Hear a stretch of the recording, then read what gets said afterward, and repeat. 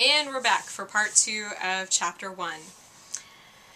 Next, I'm looking at slide 10, and it talks about communication is relational. And again, we kind of touched on this in the last video, but it mentions people skills are critical if you want to become a successful interpreter. And that's so true, just because that's all we do is work with people. If you're not a people person, you really need to reconsider this profession, just because we work with people all the time. It's what we do. My little sister, she's so funny. She can't stand working with people, and so for a long time she thought she might work in a morgue or do something. Now she works as a surgical technician, because at least those people are under anesthesia, and so she doesn't really have to deal with them too much. And even in that job, she still has doctors and other people she has to deal with. Any job is going to have that, but we are a service industry, and so you just have to be aware of that and keep that in the back of your mind as you're interpreting, if you want to be successful at least. Message construction is what we're going to talk about next. It's on page 6 and page 7 of your book, and probably continues on past that. But on slide 11, you'll see that it says, you know, you really need to know your speaker or your signer's goal, or what is their purpose, right? If I want to let you know that you are fat, okay, or that you've gained weight since the last time I've seen you, in English I may say, wow, looks like life's been treating you well, you know, maybe, I don't know. There are different ways that you could probably go about that, or looks like you've been getting some love handles there. I don't know, different things like that. We may try to euphemize, and we'll talk about that in a little bit, but different kinds of language that you may use in English.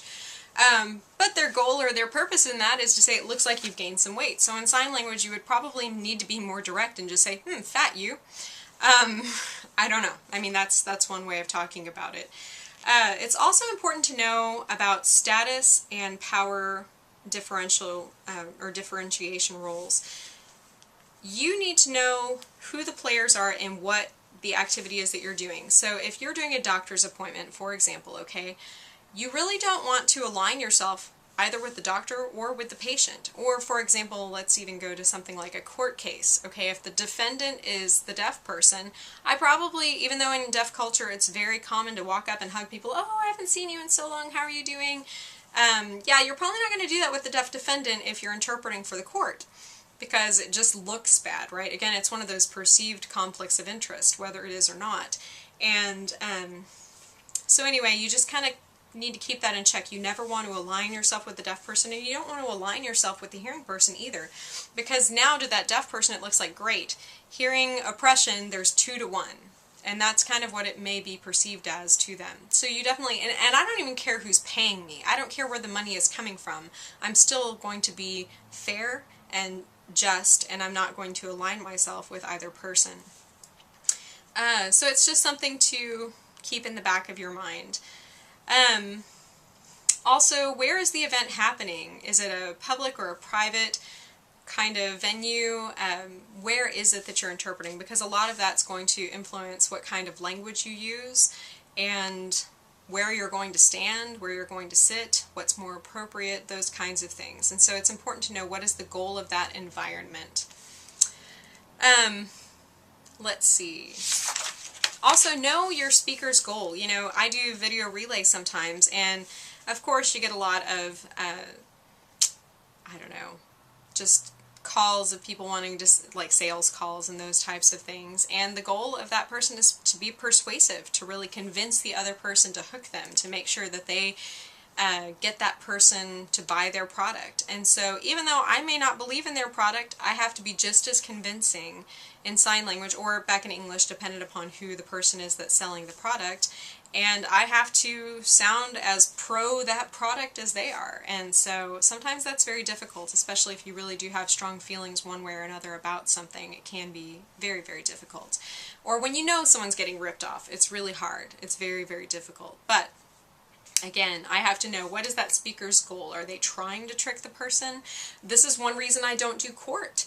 I do not interpret in court, because I know that the attorney's goal is to try to ensnare or to entrap that person in their statements, and there's not always, again, a one-to-one ratio in English versus sign language. So, for example, if the way I may interpret things sometimes may be considered leading the witness, which wouldn't really be fair. You know, in sign language, or in for example, I guess, the attorney may say, well, what weapon did that person use? Well, in sign language, there's not a sign for weapon. You have to do an expansion technique to explain different types, maybe listing of weapons.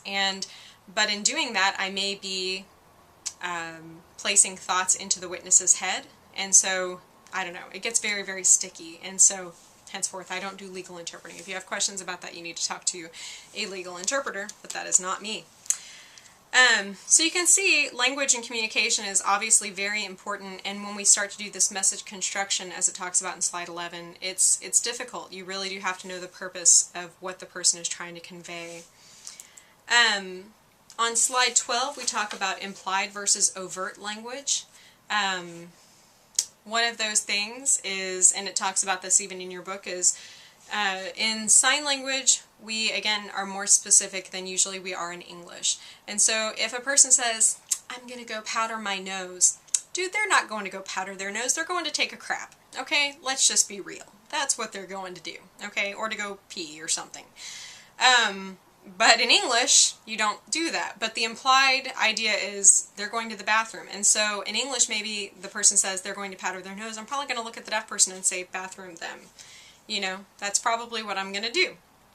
Or vice versa. If the deaf person says, I'm going to go take a crap, you know, bathroom me, or me, whatever, poop me, I'm probably going to look at the hearing person and say, I need to use the restroom, or something that's a little bit more euphemistic than what the deaf person probably just said, because it's more appropriate culturally. That's called cultural equivalence, or dynamic equivalence is sometimes how we refer to that, cultural mediation, where we try to make an equivalent message in the opposite language because their intent was not to offend that person. And if I say, dude, I'm going to go take a crap, it may offend the hearing person, which was not the deaf person's intent. So you really do have to know what's their intent behind what they're saying. Let's see. The degree of directness, it talks a lot about this in your chapter, and your CD-ROM or your DVD that comes with your book has great examples of all of these things, and so I highly recommend that you utilize that as a tool. But for example, euphemistic language, I've given you examples of that. We just really are much more euphemistic in English than they are in sign language. They're just so much more direct. I just gave you some examples of abstract language as well. We use abstract concepts all the time in English, whereas in sign language you need to be much more specific about what you're talking about. If I say jewelry in English, in sign language there's not really a good equivalent to that. You have to explain necklace, earrings, bracelet, whatever, you know, and anyway, it becomes much more difficult. Again, it's not a one-to-one ratio. And that's true of any language interpretation, not just English to sign language or sign language to English. Passive voice, this one is really difficult because in English we use this all the time to be vague. You know, the president was shot. Well, if I just do this, it looks like either the president shot himself or, I mean, there's just really no way to talk about that. I need to know who shot the president, really. You know, it's hard to be vague, like, someone came and shot the president, don't know who that person is. I mean, it's very difficult to convey that in sign language, and yet we use that all the time in English. And so it's good to be aware of that. You'll hear that a lot in news reports, newspapers, those types of things. So just be aware of that. Let me see if there's anything else. We're going to continue on in the next video. Thanks.